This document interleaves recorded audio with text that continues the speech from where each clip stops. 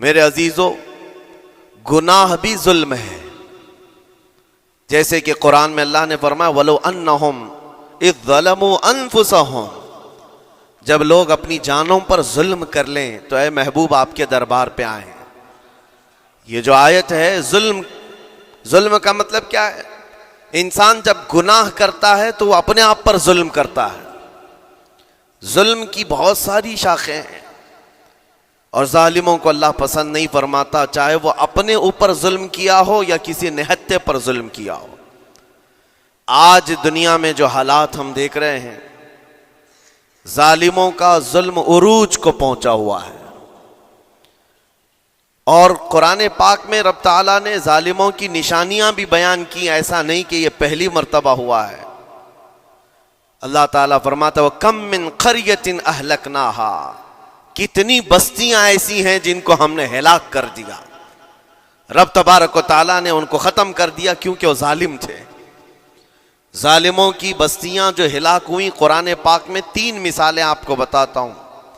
ایک نوح علیہ السلام کی امت اور ان کی آبادی، دوسری حضرت لوط علیہ السلام کی قوم، تیسری حضرت صالح علیہ السلام کی قوم۔ یہ تینوں قومیں ایسی ہیں، گناہ میں تو تھی لیکن غرور بہت زیادہ تھا، گھمنڈ بہت زیادہ تھا۔ آج کے دور میں اگر کسی کے پاس پیٹروٹ میزائل ہیں اور بم بارود کی طاقت رکھتا ہے، نیوکلیئر پاور ہے، تو وہ یہ سمجھتا ہے مجھے کوئی شکست نہیں دے سکتا۔ یہ ہر دور میں ظالموں کا خواب رہا ہے، ہر دور میں ظالم اسی طرح کی فکر رکھتے ہیں۔ نوح علیہ السلام کی قوم بہت مضبوط قوم سمجھی جاتی تھی۔ اللہ تعالیٰ نے اپنے نبی کو جب حکم فرمایا کہ آپ ایک کشتی بنائیں بہت بڑی، تو وہ آپ کا مذاق اڑاتے تھے۔ یہاں دور دراز کہیں نہ ندی ہے، نہ نالا ہے، نہ سمندر ہے، کشتی کس میں چلاؤ گے؟ اللہ کے نبی کو پتا تھا کہ عذاب آنے والا ہے، اور اپنے ایمان والوں کو آپ ڈرا بھی رہے تھے، لیکن کفار و مشرکین غرور و تکبر میں ایسے تھے، یہاں تک کہ نوح علیہ السلام نے اپنے بیٹے کو بلا کر کہا، جو کافر تھا، کہا میرے ساتھ آ جا، یا بنی ارکم معنا ولا تکن مع الکافرین، بیٹا ہمارے ساتھ آ جا، کافروں کے ساتھ مت جا۔ اس نے کیا کہا؟ قال سآوی الی الجبل یعصمنی من الماء، میں تو پہاڑ کی اونچی چوٹی پر چلا جاؤں گا، تمہارا پانی مجھے کچھ نہیں کر سکے گا۔ یہ اس وقت ظالموں کا خیال تھا، گمان تھا۔ پھر اللہ تعالیٰ قرآن پاک میں فرماتا ہے وَفَجَّرْنَا الْأَرْضَ عُيُونًا، ہم نے زمینوں کے سارے چشمے پھاڑ دیے، ہر جگہ سے پانی کے سوتے نکلے، اور پھر آسمان کے سارے دروازے کھول دیے۔ فَفَتَحْنَا أَبْوَابَ السَّمَاءِ بِمَاءٍ مُنْهَمِرٍ، اللہ فرماتا ہے آسمان کے سارے دروازے پانی کے کھول دیے، آسمانوں سے پانی اور زمینوں سے پانی۔ فَالْتَقَى الْمَاءُ عَلَى أَمْرٍ قَدْ قُدِرَ، سورہ قمر کی آیتیں ہیں، رب تعالیٰ فرماتا ہے پانی اتنا بڑھ گیا کہ جو رب تبارک و تعالیٰ کی طے کی ہوئی معینہ نشانی تھی وہاں تک جا کر پانی مل گیا، روئے زمین پر کوئی باقی نہ رہا سوائے حضرت نوح علیہ السلام کی کشتی کے، کوئی نہیں باقی رہا۔ جب یہ پانی پھیل گیا، کیا پہاڑوں کی چوٹیاں، کیا محلوں کی اونچائیاں، سب غرق ہو گئے، اور وہ جبابرہ، وہ قوت کے بادشاہ جو کہتے تھے ہمارا کوئی کچھ نہیں بگاڑ سکے گا، سڑ گئے پانیوں میں۔ صرف پانی اللہ تعالیٰ بھیج دے تو انسان اسے روک نہیں سکتا، عذاب الہی کو کیسے روک سکے گا؟ دوسری گھمنڈی قوم، غرور میں مبتلا قوم تھی حضرت لوط علیہ السلام کی قوم، جو بدکاریوں میں ملوث تھے۔ اللہ کا جب عذاب آیا تو قرآن پاک میں رب تعالیٰ فرماتا ہے وَأَمْطَرْنَا عَلَيْهِمْ حِجَارَةً مِّن سِجِّيلٍ، نوکیلے پتھروں کی ہم نے ان پر بارش کی۔ فَجَعَلْنَا عَالِيَهَا سَافِلَهَا، ان کی اونچائیوں کو اٹھا کر کے نیچے پلٹ دیا گیا، زمین کو فرشتوں نے اوپر تک اٹھایا اور اس کے بعد پلٹ دیا، یہ پوری بستی غرق ہو گئی، ختم ہو گئی۔ یہ بستی بھی وہی تھی جس کو حضرت لوط علیہ السلام بار بار تنبیہ کرتے تھے کہ ظلم سے بچو، ظلم سے بچو، ظلم اللہ کے عذاب کو دعوت دیتا ہے، لیکن وہ مذاق اڑاتے تھے، اور جب ہلاک و برباد ہو گئے، ختم ہو گئے، ان کی نشانیاں بھی باقی نہیں رہی۔ وہ پتھروں کی بارشیں کہاں ہوئی تھی واللہ عالم، لیکن میرے عزیزو ہم نے دیکھا ہے جہاں یہ قوم آباد تھی اس علاقے کو آج بتایا جاتا ہے وہ جارڈن کا علاقہ تھا، بحر مردار جہاں پر آج باقی ہے، ڈیڈ سی۔ میں خود سفر پر دیکھا جارڈن کی ایک سرزمین پر گاڑی چلتی جا رہی ہے اور کالے کالے پتھر، جہاں تک نظر کرو صرف پتھر ہی پتھر ہیں، بہت نوکیلے۔ ایسے پتھر میں نے دنیا میں دوسری جگہوں پر نہیں دیکھا۔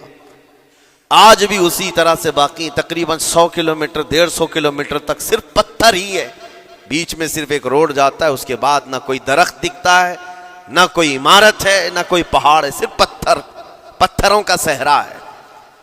آج کی اس صدی میں دیکھ کر کے ان پتھروں کو ہیبت طاری ہو جاتی ہے، جس وقت وہ برسے ہوں گے ان کی حالت کیا ہوگی۔ اور میں یہ نہیں کہتا بالضبط کہ یہ وہی پتھر ہیں جو برسے تھے، واللہ عالم، لیکن میرے عزیزوں نشانیاں آج بھی عذاب الہی کی موجود ہیں۔ تیسری قوم تھی قوم شعیب اور قوم صالح علیہ السلام۔ یہ دونوں قوموں کے بارے میں ذکر کرتا ہوں۔ حضرت شعیب علیہ السلام کی قوم صرف ناپ تول میں کمی کرتی اور کفر و شرک بھی کرتے، شعیب علیہ السلام ان کو روکتے تو وہ ان کا بھی مذاق اڑاتے، اور جب عذاب الہی کے آنے کی بات کیا تو جانتے ہیں کیا کہا انہوں نے؟ یہ وہ قوم تھی جو پتھروں کو تراش کر کے گھر بنا لیتے تھے، یعنی پورے کے پورے پہاڑ کو، پتھروں کا جو پہاڑ ہوتا ہے اس کو تراشتے تھے، اور ایک آدمی کا ایک گھر ایک پہاڑ۔ آج کے دور میں ساری بلڈوزر مل کر کے نہیں کر پائیں، مشینیں مل کر نہ کر پائیں، وہ اس وقت کے لوگ بھاری بھرکم تھے، جسامت والے تھے، طاقت والے تھے، جب وہ اپنے رہنے کے لیے ایک پہاڑ کو تراش سکتے تھے۔ 4000 سال پہلے کی بات کر رہا ہوں۔ اس وقت میرے خیال سے وہ اپنے زمانے کے سب سے بڑے ماڈرن لوگ یا ترقی یافتہ لوگ کہلاتے ہوں گے، سب سے زیادہ ترقی یافتہ کہلاتے ہوں گے۔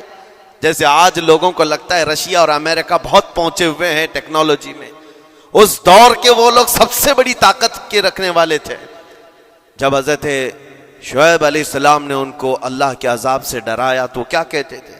عذاب وہی نا جو نوح علیہ السلام کی قوم میں آیا تھا، بارش آ گئی تھی، زمین سے پانی نکل گیا تھا تو پانی بہت ہو گیا تھا، یا پھر وہ جو لوط علیہ السلام کی قوم پر آیا پتھروں کی بارش، یا پھر ہواؤں کا عذاب۔ اگر یہ تینوں بھی آئیں تب بھی ہمارے ان پہاڑوں کے گھروں کو نقصان نہیں کر سکیں گے، ان کا اتنا غرور تھا۔ اگر پانی بھی آ جائے سمندروں کا، یا ہوا بھی تیز چلے، یا پتھروں کی بارش ہو، ہم تو بہت محفوظ قلعوں میں ہیں۔ اندازہ کرو میرے عزیزو، 3000 4000 سال کے بعد آج تک مدائن صالح اور الاولا سٹی نام سے سعودی میں موجود ہے، ابھی تک وہ گھر موجود ہیں، تو اس زمانے میں کتنے مضبوط رہے ہوں گے؟ پتہ نہیں 3000 سالوں میں کتنے طوفان آئے، کتنے سیلاب آئے، لیکن ابھی تک وہ پہاڑوں کے گھر موجود ہیں، تو اس زمانے میں کتنے طاقتور ہوں گے۔ ان کا نشہ آسمان پر تھا، غرور چڑھ کر کے بول رہا تھا، کہتے تھے کہ اگر اس طرح کے عذابات آ بھی گئے تو ہمارا کچھ نقصان نہیں ہوگا۔ کون سا؟ نوح علیہ السلام کی قوم کا عذاب آ جائے، لوط علیہ السلام کی قوم کا عذاب آ جائے، یا پھر شعیب علیہ السلام کی قوم کا عذاب آ جائے، یہ صالح علیہ السلام کی قوم کی بات کر رہا ہوں۔ تو پھر ہوا کیا؟ اللہ کے نبیوں نے انہیں ڈرایا اللہ کے عذاب سے، باز آ جاؤ، اللہ وحدہ لا شریک کی طرف جھک جاؤ۔ وہ اکڑ تھی، غرور تھا کہ نبیوں کا مذاق کرتے۔ پھر ہوا کیا؟ قرآن کہتا ہے صرف ایک فرشتے کو اللہ تعالیٰ نے زمین پر اتارا، ایک فرشتے کو اتارا، اور اس کے بعد اس فرشتے نے ایک چنگھاڑ لگائی، ایک آواز کی، ایک آواز، صرف فرشتے کی ایک آواز ایسی تھی کہ جتنے اپنے مضبوط قلعوں میں گھروں میں موجود تھے، اس آواز کی ہیبت سے ان کا بھیجا کانوں سے باہر نکل آیا تھا۔ اور صبح کے وقت جب اس بستی میں جا کر کے دیکھیں تو سب کے سب اوندھے منہ گرے ہوئے تھے، ایک بھی اس میں سے بچا ہوا نہیں تھا۔ نہ نوح علیہ السلام کا طوفان آیا، نہ لوط علیہ السلام کی قوم پر برسنے والے پتھروں کا عذاب آیا، نہ ہی ہوائیں چلائی گئیں۔ ایک فرشتے کو بھیج کر رب تعالیٰ نے اپنی قدرت کا مظاہرہ فرمایا۔ اللہ کے کروڑوں اربوں لا تعداد فرشتے ہیں، ایک فرشتے کی طاقت ایسی ہے کہ اگر وہ اپنی آواز نکالے تو تمہارے کانوں سے بھیجا باہر نکل آئے۔ اللہ وحدہ لا شریک، وہ حی و قیوم کل بھی تھا اور آج بھی ہے، وہ رب ذوالجلال حی و قیوم ہے، طاقتور ہے اور ہمیشہ رہے گا۔ اور رب تبارک و تعالیٰ نے قرآن پاک میں فرمایا، آپ یہ آیت تقریباً 3 جگہ قرآن میں آئی، وَإِذْ نَجَّيْنَاكُمْ مِنْ آلِ فِرْعَوْنَ يَسُومُونَكُمْ سُوءَ الْعَذَابِ يُذَبِّحُونَ أَبْنَاءَكُمْ وَيَسْتَحْيُونَ نِسَاءَكُمْ وَفِي ذَلِكُمْ بَلَاءٌ مِّن رَبِّكُمْ عَظِيمٌ۔ رب تعالیٰ فرماتا ہے یاد کرو فرعونیوں کے عذاب سے اللہ نے تم کو نجات دی۔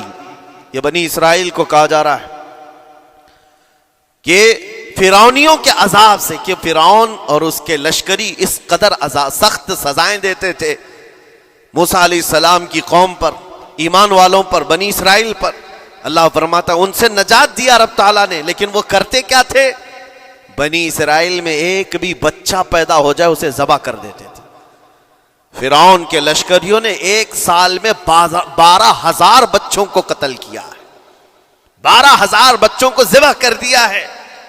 آج کے اسرائیلی اگر یہ بچوں پر ظلم کرتے ہیں تو یہ تعجب کی بات نہیں ہے، فرعون کی سرشت میں داخل تھا اور یہ فرعونی ہیں، وقت کے جبابرہ ہیں، وقت کے ظالم ہیں۔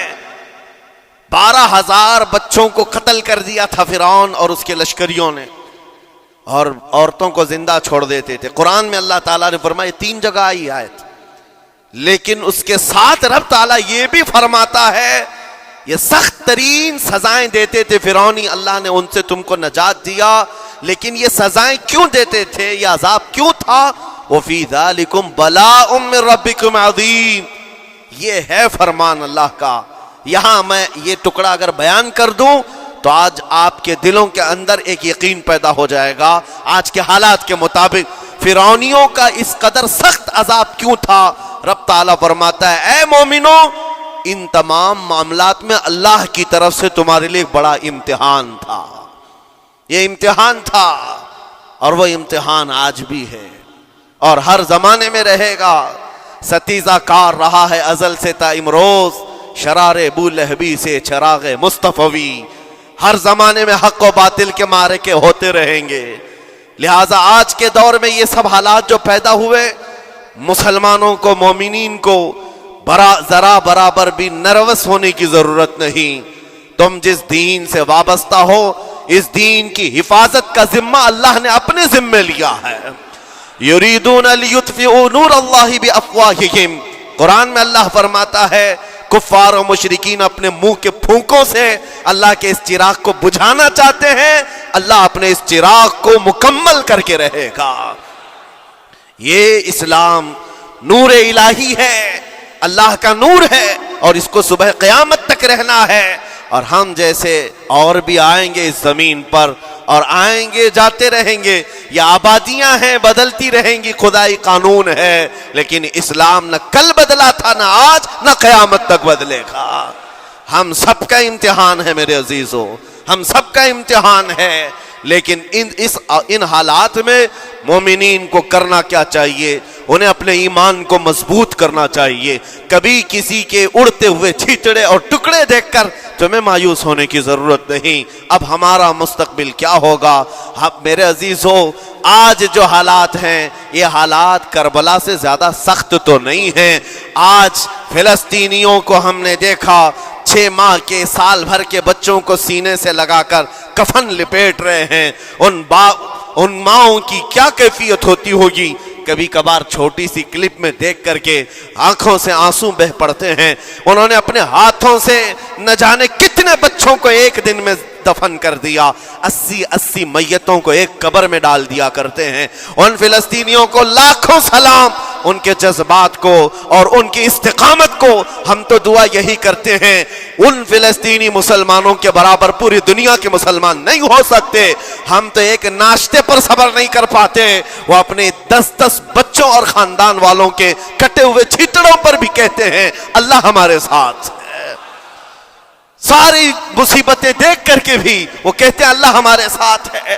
ان کے گھر اڑا دیے گئے, تباہ کر دیے گئے, راکھ میں بدل دیے گئے, اور نیوز اینکر یہ دجالی میڈیا وہاں جا جا کر کے ان کے زخموں کو کھرید کر کے پوچھتا ہے تمہارا مال کیسے آئے گا, تمہارا گھر کیسے چلا گیا. لیکن ان حالات میں بھی وہ مسکرا کر کہتے ہیں اللہ نے دیا تھا, پھر اللہ ہے اور اللہ دے گا. ان کے ایمان کے برابر ہم نہیں ہو سکتے. لیکن میرے عزیزو, پوری دنیا کے مسلمانوں میں اس مسئلے نے آج ایک اتحاد کی فضا قائم کی ہے. اگر ہمارے درمیان آج بھی اتحاد نہیں ہو سکتا تو پھر میرے عزیزو, شاعر نے سچ کہا تھا, جگہ جگہ کے تھک چکے ہیں تمہیں یہ ہنگامے, نشاط لذت خواب گراں بدل ڈالو. غلط روی سے منازل کا بعد بڑھتا ہے, مسافرو روش کارواں بدل ڈالو. آج کے حالات تمہیں اگر نہیں بدلنے پر مجبور کیے تو پھر بتاؤ کون سے حالات تمہیں بدلیں گے, کب تم بدلو گے. لیکن ان حالات پر آج بعض لوگوں نے یہ کہنا شروع کیا. میں نے چند دنوں پہلے ایک آیت پڑھی تھی, ایک بیان میں کہا تھا اللہ قرآن میں فرماتا ہے هو الذی ارسل رسولہ بالہدی ودین الحق لیظہرہ علی الدین کلہ. وہ اللہ ہے جس نے حق دین کے ساتھ اپنے رسول کو بھیجا ہے اور ہدایت کے ساتھ اپنے رسول کو بھیجا ہے. کیوں بھیجا ہے؟ لیظہرہ علی الدین کلہ, تاکہ وہ رسول پوری دنیا پر یہ دین غالب کرے. یہ دین غالب آئے گا. تو بعض مجھ سے کہنے لگے مولانا سٹیج پر بیٹھ کر چلاتے ہو, کئی کرسیوں پر بیٹھ کر کہتے ہو کہ تمہارا دین غالب آئے گا, تمہارا دین تو آج ٹکڑے ٹکڑے کیا جا رہا ہے, کوئی کچھ نہیں کر پاتا. ان ظالموں کو میں یہ کہتا ہوں, ان کو یہ میں کہتا ہوں, ان تمام حالات سے تم ہرگز یہ مت سمجھنا کہ دین غالب آئے گا. چاند پر بھی گہن لگتا ہے, لیکن جب گہن چھٹتا ہے تو چاند پورے آب و تاب کے ساتھ چمکتا ہے. آج اگر امت مصطفیٰ پر گہن لگا ہے تو میں اپنے ان تمام نوجوانوں سے جو ابھی ان فوان شباب میں داخل ہوئے ہیں, ابھی یہ دنیا کو دیکھنے کے قابل بنے ہیں, میں ان سے کہتا ہوں ان آندھیوں سے, ان طوفانوں سے گھبرا کر کے نہ تمہیں دین بدلنے کی ضرورت ہے, نہ تمہیں اپنا مسلک و مذہب بدلنے کی ضرورت ہے, بلکہ میں یہ کہتا ہوں نہ گھبراؤ مسلمانوں, ابھی خدا کی شان باقی ہے, ابھی اسلام زندہ ہے, قرآن باقی ہے. یہ ظالم کافر کیا سمجھتے ہیں جو روز ہم سے الجھتے ہیں؟ ابھی کربلا کا آخری میدان باقی ہے, ابھی تو کربلا کا آخری میدان باقی ہے. عزیزان گرامی وقار, میرے نبی کریم صلی اللہ تعالی علیہ وسلم نے جو فرمایا وہ ہو کر رہے گا, وہ ہو کر رہے گا.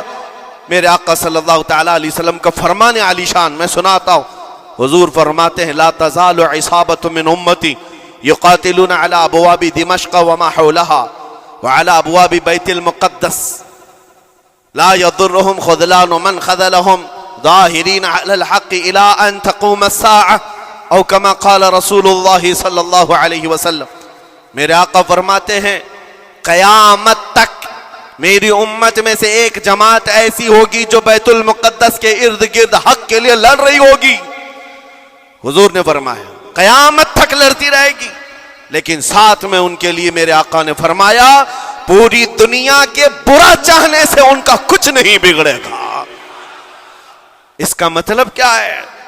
اگر آپ ہم سے پوچھتے ہیں کچھ نہیں بگڑے گا, حضور نے فرمایا کچھ نہیں بگڑے گا, لیکن ہم تو دیکھ رہے ہیں ان کے گھر تباہ ہو گئے, بچے مر گئے, چھوٹے بچوں کے سروں سے باپ کا سایہ نکل گیا, کسی کے سامنے اس کی ماں کی تڑپتی ہوئی لاش ہے, اور حدیث میں کہا جا رہا ہے ان کا کچھ نہیں بگڑے گا. سب تو بگڑ گیا, مال بھی گیا, دکان بھی گئی, تجارت بھی گیا, گھر بھی گئے, اولاد بھی, رشتہ دار بھی, اور حدیث میں کہا جا رہا ہے کچھ نہیں بگڑے گا. میرے عزیزو یاد رکھو میرے آقا کا فرمان حق ہے, کچھ نہیں بگڑے گا کا مطلب کیا ہے؟ یہ تمام اسباب جانے کا مطلب یہ نہیں کہ بگڑ گیا, بگڑا تو اس کا ہے جس کا ایمان بگڑ گیا, ایمان جس کا گیا اس کا سب بگڑ گیا. اور ہم نے ان بچوں کو دیکھا ہے آج ارے رات کو سوتے ہیں تو انہیں پتہ نہیں ہوتا صبح ہوگی بھی کہ نہیں ہوگی، لیکن اس کے باوجود ایک دل دہلا دینے والی بات میں بتاتا ہوں، مصر کی سرزمین سے لوگ پانی کے بوتلیں اور ڈبے اٹھا کر کے بارڈر پر جا رہے ہیں، لیکن فلسطین غزہ کے وہ مسلمان کہتے ہیں اپنا پانی تم رکھو، اللہ کریم ہمارے لیے کہیں سے اپنی ہی زمین سے پانی عطا کرے گا۔ ان کو لوگ کہہ رہے ہیں کیا آپ نہیں دیکھ رہے وقت کا بڑا فرعون روز الٹیمیٹم دیتا ہے 24 گھنٹے میں علاقہ خالی کرو، نکل جاؤ، گھر خالی کرو۔ کیسا ایمان ہے تمہارا کہ آنے والی بڑی بڑی میزائلوں کا اپنے سینے سے مقابلہ کرتے ہیں اور کہتے ہیں کل سے ہم یہی تھے، آج بھی یہی ہیں اور یہی رہیں گے اور اسی مٹی میں دفن ہو جائیں گے۔ یہ جو استقامت ہے، اسی کو میرے آقا نے فرمایا دنیا ان کا کچھ نہیں بگاڑ سکے گی۔ ایمان اگر مضبوط ہے تو کچھ نہیں بگڑا ہے۔ ارے 6 سال کی بچی، 6 سال کی بچیاں، ٹرینڈ چلا ہوا ہے ان کے محلوں میں، ٹرینڈ چلا ہوا ہے، اپنے اپنے ہاتھوں میں مہندی سے اپنا نام لکھ رہی ہیں، ہنسی خوشی۔ پوچھا ان سے کہ نام لکھنے کا ٹرینڈ کیوں چلا ہے ابھی جنگ کے حالات میں مہندی سے؟ کہتی ہیں کل کو اگر ہم اڑ گئے، چہرہ نہیں ملا، جسم نہیں ملا، ہاتھ اگر بچا ہوا ہو تو نام دیکھ کر ہمارے ماں باپ پہچان تو سکے۔ شہادت کا یہ جذبہ، شہادت کا یہ جذبہ 6 سال کے بچوں میں اگر آیا ہے، یقیناً ان کے سینوں میں ایمان موجود ہے، ایمان موجود ہے۔ میرے عزیزو ذرا اپنے حالات پر ذرا توجہ کرو، مولا کریم نے ہمیں کس چیز کی کمی دی ہے، کون سی چیز کم آئی ہمارے گھر میں؟ ہم تو مرغن غذائیں روز کھاتے ہیں، آج ہمارے پاس ساری نعمتیں اللہ نے دی ہیں، ہم عیاشیوں کے اڈوں پر پوری رات گزارتے ہیں۔ ہمارے شہر آج جس گلی سے گزر جائیں صبح کی اذان تک یہاں گپیں لگاتے ہوئے کھڑے رہے۔ اے میرے عزیزو، حالات تو ہمارے ایسے ہیں کہ کھا کھا کر کے چربیاں چڑھ گئیں، ہمیں ان کا کیا احساس ہو پائے گا، ان کا کیا احساس ہو پائے گا جن کے ہاں پانی سے زیادہ خون دیکھا جاتا ہے، جن کے ہاں زندوں کو پکڑنے کے لیے نہیں، اب مردوں کو پکڑنے کے لیے لوگ بھی نہیں ہیں۔ عزیزان گرامی وقار، جنازہ اٹھانے کے لیے لوگ پورا دن انتظار کرتے ہیں، کوئی نہیں ہے پرسان حال۔ ان سب حالات کے باوجود میں نے ایک بچے کو بھی وہاں سے یہ کہتے ہوئے نہیں سنا کہ ہم پر بہت بڑا ظلم ہو رہا ہے، ہم کو یہاں سے نکال لو، مدد کرو، کوئی آؤ، نہیں۔ وہ سب صرف اتنا ہی کہتے جو کچھ ہو رہا ہے ہم اللہ کے پاس جا کر کہیں گے، یہ سارے معاملات ہم اللہ کی بارگاہ میں شکایت کریں گے۔ یہ ہے ایمان، یہ ہے استقامت۔ اور میرے آقا صلی اللہ تعالی علیہ وسلم کے فرمان عالی شان کے مطابق ان کے لیے اتنی ہی بڑی دولت کافی ہے۔ آخر میں میں اتنا کہوں گا، اسرائیل کے کتے اور ظالم مل کر اینٹ سے اینٹ بجا دیں، ان کے ٹکڑے ٹکڑے کر کے راکھ کر دیں، تب بھی ہم کہیں گے فتح تو بیت المقدس کی ہی ہے، فتح تو ان مظلوموں کی ہے جن کے پاس کھونے کے لیے کچھ نہیں تھا، پھر بھی وہ ڈٹے رہ گئے۔ تمہارے پاس تو پیٹروٹ میزائل، بڑے بڑے تمہارے پاس توپ، بہت ساری چیزیں ہو کر بچوں پر، ہاسپٹل پر، نہ جانے کتنی جگہوں پر تم نے بمباریاں کی ہیں۔ مجھے حیرت ہوتی ہے پوری دنیا آج بھی خاموش تماشائی ہے۔ یہ ظلم نہیں ہے تو اور کیا ہے؟ اور جب ظلم اپنے عروج کو پہنچتا ہے اللہ کی پکڑ آتی ہے، اللہ کا عذاب آتا ہے، اور جب اللہ کا عذاب آتا ہے تو جتنے خاموش تماشائی تھے سب اس عذاب میں گرفتار ہوں گے۔ اس لیے میرے عزیزو، آپ ہم سے اگر یہ پوچھتے ہیں ہمیں یہاں بیٹھ کر کرنا کیا چاہیے، ہم کیسے کریں، تمہارا دل اگر رو پڑا ان کے دردوں سے، یہ بھی لکھا جائے گا، یہ بھی لکھا جائے گا۔ یہ بندہ جا تو نہیں سکتا تھا لیکن اپنے بھائی کے درد میں ایسا بے قرار تھا کہ اس کا کھانا چھوٹ گیا تھا، ایسا بے قرار تھا کہ اس کی نیندیں ختم ہو گئی تھی، یہ بھی لکھا جائے گا اللہ کی بارگاہ میں۔ لیکن یہاں بیٹھ کر کے ہم عیاشیوں پر عیاشیاں کریں، اپنے گناہوں سے کبھی باز نہ آئے، تو پھر میرے عزیزو ان نہتے مظلوموں کے ہم بہت خطرناک قسم کے دشمن کہلائیں گے، جہاں ان کو پانی کا ایک قطرہ نہیں، جہاں ان کے لیے لقمہ نہیں، وہ کسی کا بچا ہوا کچرا کھانے پر مجبور ہیں۔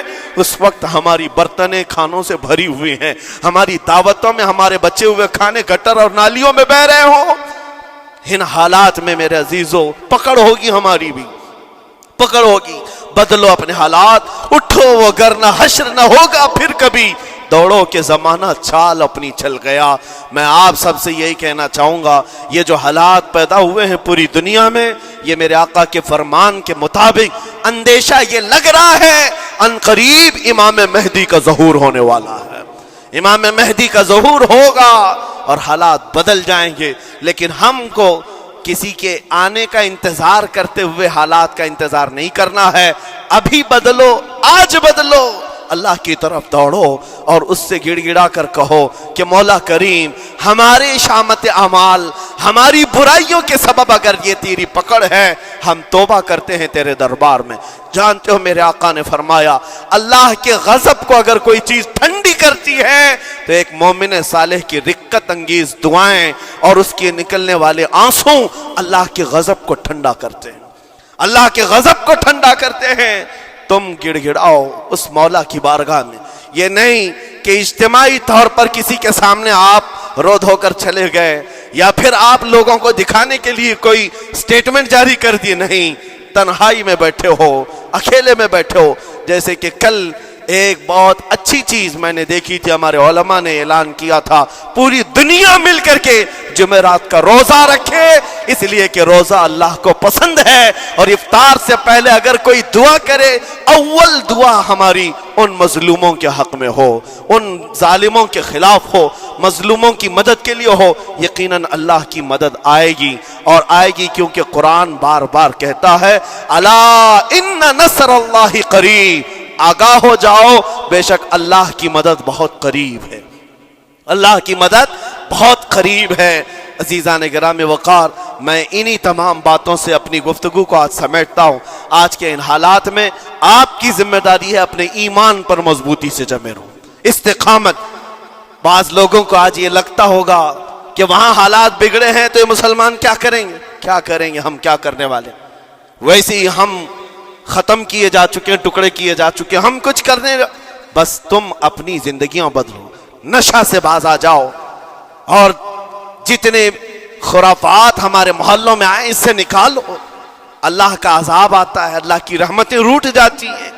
ایک بار ہم بدل لیے تو مولا کریم اپنی رحمتوں کے سائبان فرما دے گا ہم پر. اور بس ہماری تمنا یہی ہے. اللہ کریم کی بارگاہ میں دعا ہے قدیر و جبار خدا کہنے سننے سے زیادہ ہمیں عمل کی توفیق عطا فرما. اے رب کریم احسن الخالقین، ہم سب اپنے گناہوں سے سچی توبہ کرتے ہیں. مولا ہمارے گناہوں کی وجہ سے اگر تیری سخت پکڑ ہے تو مولا تو اپنے غضب کو ٹھنڈا فرما دے، تو اپنے غضب کو ٹھنڈا فرما دے. مولا تو اپنے غضب کو ٹھنڈا فرما دے. اے کریم خدا، تیرے حبیب کی امت تڑپ رہی ہے اور ہر جگہ مولا ظلم و ستم کا نشانہ ان غریب مظلوموں کو بنایا جا رہا ہے جن کے پاس ایک وقت کا کھانا بھی باقی نہیں رہا. مولا تو اگر مدد نہیں کرے گا تو کون مدد نازل فرمائے گا. اے رحمان، ہمارا عقیدہ ہے تو ہی وہ خدا ہے جو ابابیلوں کو بھیج کر ابرہا کو ہلاک کیا. تو ہی وہ خدا ہے جو بدر میں اپنے نبی کے لیے 5000 فرشتوں کو اتارا. اے مولا تو ہی وہ خدا ہے جو یونس علیہ السلام کو مچھلی کے پیٹ سے زندہ سلامت نکالا. تو ہی وہ خدا ہے جو ابراہیم علیہ السلام کو بھڑکتی ہوئی آگ سے زندہ محفوظ فرمایا. اے قدیر و جبار خدا، کل بھی تو حی و قیوم تھا، آج بھی ہے اور ہمیشہ رہے گا. ہمارے اس عقیدے کی لاج رکھ لے اور غیب سے مولا تو اپنی مدد نازل فرما، اپنی مدد نازل فرما، امت مصطفیٰ کے لیے خیر فرما، ہم سب کو امن و امان عطا فرما. اے رب کریم ان ظالموں کو کیفر کردار تک پہنچا دے، مظلوموں کو مولا امن کی سانس عطا فرما. ہماری خوشیاں اگر لکھی ہوئی ہے اے رب قدیر، ہماری خوشیوں میں سے ان کو یہ تقسیم فرما دے. اے اللہ ہماری حصے کی خوشیاں انہیں تقسیم فرما دے. اے رب کریم ہمارے امن و سکون کو ان کے درمیان تقسیم فرما دے. اے اللہ ان بلکتی ہوئی ماؤں کی آوازیں ہماری نیندیں اڑا چکی ہیں. مولا ان بچوں کے زخمی چہرے مولا بار بار ہماری آنکھوں کو ترساتے ہیں. مولا کب تک یہ تیری آزمائش ہوگی، کب تک یہ امتحان ہوگا. اے قدیر و جبار خدا، تجھے تیرے حبیب کی نالین کا واسطہ ان سب کو ظلم و ستم سے آزاد فرما دے. اے اللہ ظلم و ستم سے آزاد فرما، امن و امان عطا فرما، خیر و سلامتی عطا فرما، ہمارے اس ملک عزیز ہندوستان کو امن و امان کا گہوارہ بنا دے۔ اے اللہ ہم سب کو محبت و آشتی کا پیغام اور الفت و محبت کے ساتھ جینے کی توفیق عطا فرما۔ مولا ہماری دعاؤں کو حضور کے صدقے قبول فرما۔ وصلی اللہ تعالی علی خیر خلقی محمد وآلہ واصحابہ اجمعین، وآخر دعوانا الحمد للہ۔